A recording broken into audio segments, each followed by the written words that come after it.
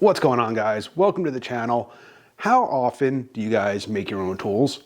I mean, as DIYers and as enthusiasts, there are a lot of times and a lot of reasons why we might make our own tools, right?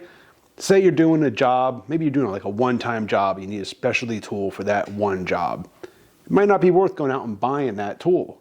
You might have stuff available where you can make your own. Or let's say that one tool that you need is kind of really expensive, and you might have some stuff around where you can make your own for a lot less. Or maybe that tool that's available isn't quite what we want or quite what we need. Maybe, we want to take something from this tool, and combine them into what we want or what we need. So that's what I'm going to do today. I'm going to be making my own spinner handle. So if you're not aware, what a spinner handle is essentially is a socket extension inside of a screwdriver handle, right? So it leaves the end here accessible at the end of the handle, and then it protrudes out the end, and you can put your socket on there or your ratchet, use it to break bolts free, and then you can use it like a nut driver almost. But the ones that I've always seen on the market all have like full-size handles, and I don't want that. I want basically a stubby version, a stubby handle with like this size, like a 6-inch extension inside of it. And that way I can use it to break a bolt free and then use the stubby handle almost like a thumb spinner. So that's what I'm going to be doing today. I'm going to be using these two old Craftsman stubby screwdrivers that I really don't use for anything. I'm going to make two different sized spinner handles. Now I honestly don't know how well this is going to work. My plan is to heat up the screwdriver bits with some MAP gas, put the handles in the vise, get them nice and hot, and then hopefully just pull the handles or pull the bits right out of the handle. Now, these do have like, well, that one doesn't. This one kind of has a couple of flats up inside there. I don't know if you're gonna be able to see up inside there. That might make it a little difficult to pull them out, but I think if I get them hot enough, it'll just melt the plastic around, then they'll pull right out. Then I'll drill the hole through the center, large enough for the extension, and then I'm going to widen the hole at the other end for the actual end where the ratchet will attach. Let's just throw this thing in the vise, start heating it up, and see if this will even work. So I've got my stubby screwdriver, locked up in the vise. So I'm going to take my MAP gas now and just heat up the bit. And that should get it hot enough that it'll melt the plastic on the inside right around the bit, and I'll be able to just pull this thing straight out with a pair of like vice grips or something. Let's see what happens.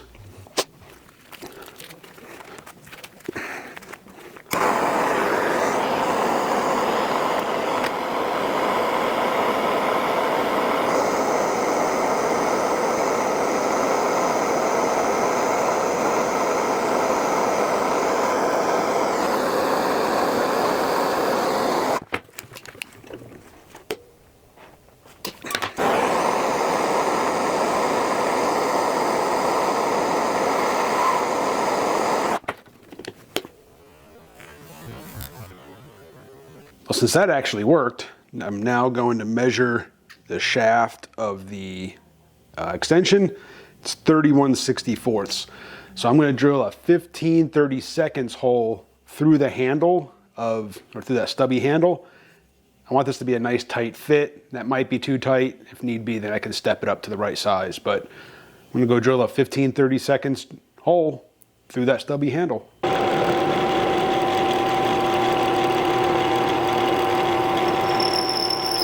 All right, so I got the extension through the handle. I actually had to drill it all the way out to 1/2 inch. The hole that I drilled wasn't big enough, and I didn't have the one in between that and the 1/2 inch. So just drilled it all the way through with the 1/2 inch. Once I get it in place, obviously it's gonna get glued in there, so this should be fine. Now I need to cut a larger area into the top for the top part of the extension. And that's a 3/4. All right, so I measured the height from the tip, or from the end, basically about the end of the taper here, and it was right at 1 inch. So I drilled that hole 1 inch deep. So now I should be able to chuck this up. It's a tight fit, so that goes in.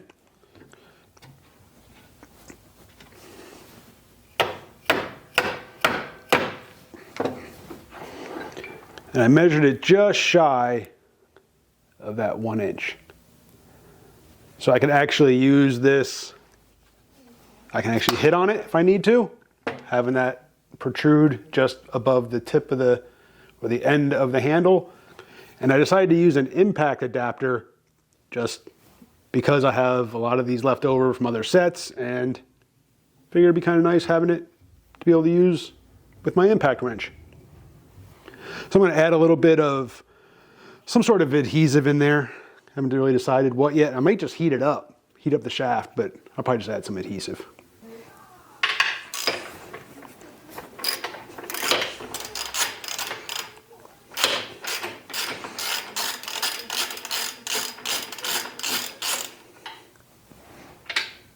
There we go, guys. 2 really simple spinner handles.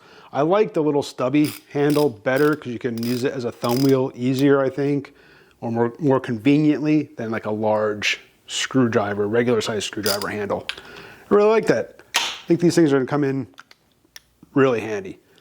Appreciate you guys for watching. Hit that subscribe, hit the bell. I'll see you on the next one.